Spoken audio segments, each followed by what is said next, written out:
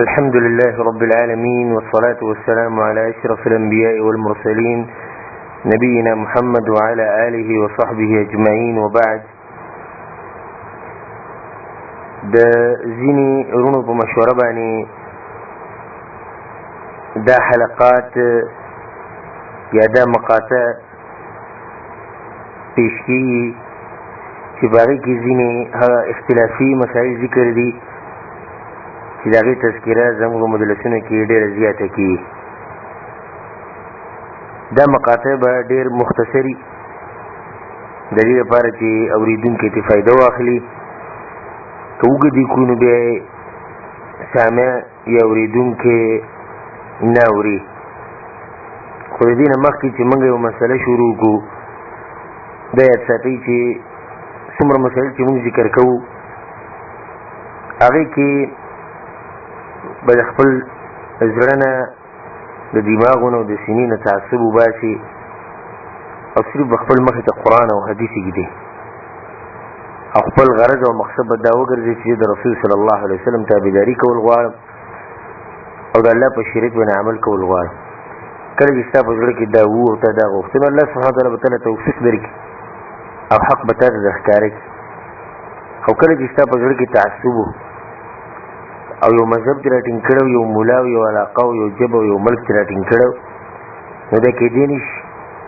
او که تا ته د نوح علیه السلام عمر میلاو شي، نو په هغې کې به ته هم هدایت میلاو نه شي. ځکه چې الله سبحانه وتعالی په قرآن کې یهدي الیه من ینیب، الله هدایت هغه چا ته ورکوي چې الله ته واپس کېدونکی وي، په زړه کې انابت وي، په زړه کې خشوع وي، یره وي د الله نه او حق پرست وي، په حق پسې ګرځي. دا څومره مسایل چې موږ ذکر کوو په اختصار سره په دې حلقو کې یا په دې مقاطعو کې، هغه به صرف او صرف دې لپاره چې قرآن او حدیث واضح شي او د الله شریعت واضح شي او خلک پرې عمل وکړي. نور بل هېڅ مقصد به هم زمونږ نه وي. والله علی ذلک شهید. اولنۍ مسله چې ډېر خلک یې څېړي هغه د رفع الیدینو مسله په منځ کې. رفع الیدین په عربۍ کې مطلب دی لاسونه اوچتول. د لاسونه اوچتول د تکبیر تحریمي سره کله چې اول کې موږ الله اکبر وایو هلته اوچتو، هغه غیر اختلافي مسله ده، طبعا اتفاق ده. خو اختلاف په دې کې دی چې د رکوع سره او د رکوع نه بعد او د دویم رکعت نه چې دریم طرف پاسې په دغه ټیم کې رفع الیدین کول. نه په دې کې خلکو دا مسله ډېره ګرانه کړې ده او ډېره اوږده کړې ده او ډېره غټه کړې ده. حالانکې مسلمان ته چې کله د رسول صلی الله علیه وسلم حدیث راورسي، هغه ته مسله اسانه شي. دا مسله چې پټه نه ده پاتې شي، الله سبحانه وتعالی د شریعت واضح کړی چې دا ګنې پټه پاتې شي او موږ ته پته نه لګېږي او نه رسول صلی موږ ته بیان کړي. نه، رسول صلی الله علیه وسلم نه د صحابو نه تابعینو په سوونو اثر راغلي په دې مسله کې. دا مسله ښه واضحه ده، خو دا پټه په هغه چا باندې ده چې د هغه په زړه کې تعصب وي او هغه قرآن او حدیث هغه باندې اثر نه کوي، د هغه لپاره دا مسله پټه. نو الحمدلله الله سبحانه وتعالی په توفیق سره دا مسله ښه واضحه ده او موږ به انشاءالله ښه وضاحت. څوک چې دا وایي چې رفع الیدین کول په منځه کې دا منسوخ شوي دي، دا یو دعوه ده بغیر د څه دلیل نه، دعوه بغیر څه دلیل نه. ځکه چې هېڅوک کوم داسې دلیل نه شي ښوی چې په هغې کې دی چې رفع الیدین مخکې رسول صلی الله علیه وسلم کړي او بیا یې نه دي کړي. ځینې مولیان دا تلبیس کوي په دې عوامو باندې، وایي مشرانو صحابو د رسول صلی الله علیه وسلم نه کول نقل کړي او کشرانو کول نقل کړي، او ځینې وایي مشرانو کول نقل کړي، کشرانو نه کول نقل کړي. دا په دې دلیل دی چې دا منسوخ شوی. ټولې پالتو خبرې، ټولې پالتو خبرې صرف د خپل مذهب مضبوطولو لپاره، صرف د خپل ملاتوب لپاره بس. نور د دغه خلکو مقصد دا نه چې حق ښکاره کړي. ځینې پکې دا وایي چې مشرکانو به بوتانو ایښودو په ترخونو کې. دا مسله دومره سپکه ده چې زما زړه م نه کېږي زه به دې باندې خبره وکړم. دومره سپکه او دومره کمزوري مسله چې ماشوم یې نه مني چې دا بوتان د دغه رفع الیدینو سره ولیږي، کوم چې د رکوع سره د رکوع نه بعد دي، نو دا د هغه رفع الیدینو سره ولې نه ولیږي کوم چې د مانځه په اوله کې کېږي، او دا د رکوع سره ولې نه ولیږي، د سجدې سره ولې نه ولیږي، که بیا دا بوتان دوی په جیب کې ولې نه ږدي. بل دا چې د دې خبرې سند کمزېږي. دا خبره چا کړې؟ څوک دې دا ثابت کړي موږ ته په سند سره چې دا مسله دې سره نقل شوې د صحابو نه سلفو؟ څوک دې ثابت کړي؟ او د کلی د مولا خبرې دي د دانو د مولا خبرې او د مذهب د مولا خبرې چې خپل مذهب په مضبوطېدو خو په دې باندې هیڅ دلیل هم نشته نو د رسول صلی الله علیه وسلم نه په یو صحیح حدیث کې دا نه نقل چې هغه د مونږ کړی رفع الیدین دي پکې نه کړي ځینې کسان څه وایي موږ ته ثابت کړي چې رسول صلی الله علیه وسلم د مرګ پورې رفع الیدین کړي ځینې خلکو ته دا هم چې الله نه ویېږي د الله نه ویېږي ورته تاسو په ځان باندې ډېره خطرناکه دروازه کوله وایي که تاسو ده تپوس کوئ چې موږ ته دې څه وښایه لکه په تا باندې بیا سبا له بل څوک دا سوال وکړي چې موږ ته دې څه وښایه چې د مرګ پورې رسول صلی الله علیه وسلم تحیات ویلی د مرګ پورې وښایه چې رسول صلی الله علیه وسلم رکوع کړي د مرګ پورې وښایه چې سجدې کړي د مرګ پورې وښایه چې دا ذکر یې کړی نو هېڅ به هم ونه ښایي او بیا به د ټول دین په دې باندې باطل کړي او ته بیا په دې خپله مسله کې راټینګ شي نو دا دغه مولیانو ته په خپله پته رقم چې دا خبرې کوي چې موږ دا خبره ډېره کمزوري کړو هغوی یو تعصب راغستې یو دښمني راغستې د قرآن او حدیث سره ځینې دلایل به زه پیش کړم په دې باندې چې رفع الیدین کول دا د رسول صلی الله علیه وسلم نه نقل شوی عمل دی او دا د رسول صلی الله علیه وسلم عمل دی د مرګ پورې ځینې روایت ټیم ډېر لږ دی او زه خبرې اوږدول نه غواړم نو یو څو روایتونه د شمار به د پیش کوم په دې باندې په سوونو اثر راغلي چې رسول صلی الله علیه وسلم صحابه او تابعین او هغو رفع الیدین کول په منځ کې اولنی حدیث دی د ابوبکر صدیق رضی الله عنه عبد الله بن الزبير رضي الله عنه ويجي ما صليت خلف أبي بكر الصديق رضي الله عنه ما أبو بكر الصديق الشاة منذ فكان يرفع يديه إذا افتتح الصلاة وإذا ركع وإذا رفع رأسه من الركوع وأبو بكر الصديق رضي الله عنه لما انزبد أولك رفع اليدين كول أو كلت بركوع تو كلت بركوع رفورت كيلو وقال أبو بكر صليت خلف رسول الله صلى الله عليه وسلم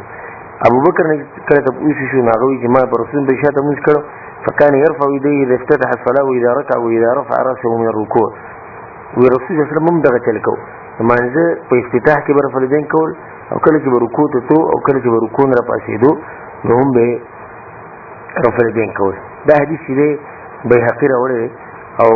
په نورو کتابونو کې هم راغلی ښه دې مخکې چې دویم حدیث ذکر کړم دا یاد ساتئ چې ابوبکر صدیق عبدالله بن زبیر د ابوبکر صدیق نه د عمل نقل کوي د رسول صلی د مرګ نه بعد کړ د دلیل به دې چې رسول صلی د مرګ پوری کړی که رسول صلی د مرګ پوری نه کړي ابوبکر صدیق څنګه عمل کوي بیا ابوبکر صدیق په سند دي پیش کوي چې ما د رسول صلی الله علیه وسلم نه ما رسول صلی الله علیه وسلم دې چې هغه د عمل کړي او رسول صلی الله علیه وسلم د ځان نه دا یو کار نه کوي وما ينطق عن الهوى ان هو الا وحي يوحى هغه ته الله طرف نه وحي کوي هغه ته جبريل رسول جبريل الله نه رسول دې خبرې سند او دا مسله دا زمونږ دین دی زمونږ شریعت دی دیم روایت عمر بن خطاب رضی الله عنه چې امام بیهقي رحم الله په خپل سند سره روایت کړی او هغه چې رأيت طاووسا كبر فرفع يديه حذو منكبيه عند التكبير وعند ركوع وعند رفعه وعند رفعه وعند رفع رأسه من الركوع فسألت رجلا من أصحابه فقال إنه يحدث به عن ابن عمر عن النبي صلى الله عليه وسلم طاووس به دا کار کوو چې کله به مونږ شروع کوو نو هغه ټیم کې به تکبیر کوو بیا چې کله رکوع ته رکوع نه پاسې ټیم کې به تکبیر کوو او رفع الیدین به کوو نو هغوی چې ما د کسن تپوس کړی د هغه ما ته دا حدیث ویلو د عبدالله بن عمر نه عبدالله بن عمر د خپل پلار نه روایت کړی د عمر بن خطاب نه عمر بن خطاب د رسول صلی الله علیه وسلم نقل کړی دا حدیث چې امام بیهقي په سنن کبرا کې راوړی دی نو دا عمل د عمر بن خطاب نه ثابت شو دویم حدیث چې کوم دی هغه د علي بن ابي طالب رضی الله عنه دی چې انه كان اذا قام اغوي چې ما رسول صلی الله علیه وسلم قالوا انه كان اذا قام الى الصلاه المكتوبه رفع يديه حذو منكبيه ويصنع ذلك ايضا اذا قضى قراءته واراد ان يركع ويصنعها اذا رفع راسه من الركوع اغوي چې ما رسول صلی الله علیه وسلم قال یا ويصنعهما اذا رفع راسه من الركوع ما رسول صلی الله علیه وسلم قال چې هغه کله مونږ شروع کوو نو رفع الیدین به کول او کله چې به رکوع ته کله چې به رکوع نه راپاسېدو نو دا د علي بن ابي طالب نه شو او دا روایت چې دی نه ابو داود النسائي ابن ماجه او ترمذي راوړی او امام احمد بن حنبل رحمه الله هم روایت کړی څلورم حدیث چې دی هغه د انس بن مالک رضی الله عنه دی ان رسول الله صلی الله علیه وسلم كان يرفع يديه اذا دخل في الصلاه واذا ركع او دا حدیث ابن ماجه راوړی او بخاری پر رفع الیدین کې راوړی او شیخ البانی دا حدیث صحیح کړی پنځم حدیث دی پنځم حدیث ابو هريره رضی الله عنه هغه چې كان رسول الله صلى الله عليه وسلم يرفع يديه حذو منكبيه حين يكبر يفتتح الصلاة وحين يركع. کله چې رسول الله صلی الله علیه وسلم من شروع په اړه کې برفردین کول او کله چې رکوع له په اړه کې برفردین کول. دا حدیث بخاری په جز برفردین کې راوړی او ابو داود هم راوړی خو بل لفظ باندې كان رسول الله صلى الله عليه وسلم اذا كبر للصلاة جعل يديه حذو منكبيه واذا ركع فعل مثل ذلك واذا رفع للسجود فعل مثل ذلك واذا قام من ركعتين فعل مثل ذلك. دا ابو داود. ابن خزیمه کې دا حدیث راغلی او امام ابن حجر هم روایت کړی. بل حدیث دی شپږم هغه د جابر بن عبد الله رضی الله عنه روایت. جابر بن عبد الله بدا چل کو چې کان اذا افتتح الصلاه رفع يديه واذا ركع واذا رفع راسه من الركوع. کله چې جابر بن عبد الله مون شروع کو په اول کې به رفع الیدین کول بیا به رکوع کول سره کول به رکوع نه بعد به کول. نکاح چې به تاسو کو چې دا ولي ويقول رأيت رسول الله صلى الله عليه وسلم فعل مثل ذلك. وما رسول صلى الله عليه وسلم ما رسول صلى الله عليه وسلم هغه دا کار دي شکو. او دا حدیث ابن ماجه راوړی او بخاری په فرجین کې راوړی. د عبد الله بن عمر روایت ته رضي الله عنهما وی رأيت رسول الله صلى الله عليه وسلم يرفع يديه إذا كبر وإذا رفع رأسه من الركوع ولا يرفع ذلك بين السجدتين. وما رسول صلى الله عليه وسلم دلو چې هغه کله په اوله کې تکبیر ویني او رسول به جوړول يرفع يديه اذا كبر واذا رفع راسه من ركوع کله چې رکوع چې دونه پاتین کې به رفع دین کو. او دا حدیث صحیح مشهور دی په اجماع د محدثینو سره د شرق نه د غرب پورې. دا حدیث محدثینو په منځ کې دومره زیات مشهور دی چې د شرق نه د غرب پورې د شي عالم نشي چې هغه دا حدیث نه معلوم. عبد الله بن عمر رضی الله عنه. بل حديث كذا غدا وائل بن حجر رضي الله عنه روايته وقال صليت مع النبي صلى الله عليه وسلم فكبر حين افتتح الصلاة ورفع يديه ثم رفع يديه حين أراد أن يركع وبعد الرفع. هذا حديث نسائي راوړی امام نسائي او بخاري پر فرجين کې راوړی او امام مسلم راوړی او امام احمد او ابو داود او شیخ الباني دا حدیث یې کړی دی په صحیح سنن النسائي. نهم حديث ده مالك بن حويرث رضي الله عنه ويجي أن رسول الله صلى الله عليه وسلم كان إذا صلى رفع يديه حين يكبر وإذا أراد أن يركع وإذا رفع رأسه من الركوع. أو ده حديث ده بسنن النسائي كشتي صحيح ابن ماجه كده بمسلم كده بخاري كده أو في رواية كده رأيت رسول الله صلى الله عليه وسلم حين دخل في الصلاة رفع يديه وحين رفع رأسه من الركوع حتى حاذتا فروع أذنيه. هذا بصحيح النسائي وبصحيح أبو داود كي أو بيروال غليل كمدي أو ده حديث متفق عليه. بل حديث ده غدا أبو موسى الأشعري رضي الله عنه حديث أبو موسى الأشعري قبل مرقر دي ورز دوي وتوسط الرسول صلى الله عليه وسلم منذ نفسه فكبر ورفع يديه ثم كبر ورفع يديه للركوع ثم قال سمع الله لمن حمده ثم رفع يديه ثم قال هكذا فاصنعوا. او ده حدیث دار قطنی راوړی او بیهقی راوړی او امام سیوطی روایت کړی نه دي کې هغه خپل مرګرو ته مونږ کوي د رسول صلی الله علیه وسلم چې کوم مونږ یې ذکر او رسول صلی الله علیه وسلم په دنیا کې نشته. دا دلیل دی په دې باندې چې رسول صلی الله علیه وسلم د مرګ پورې د عمل کړي. تلک 10 کامله دا لږ حدیثونه کافي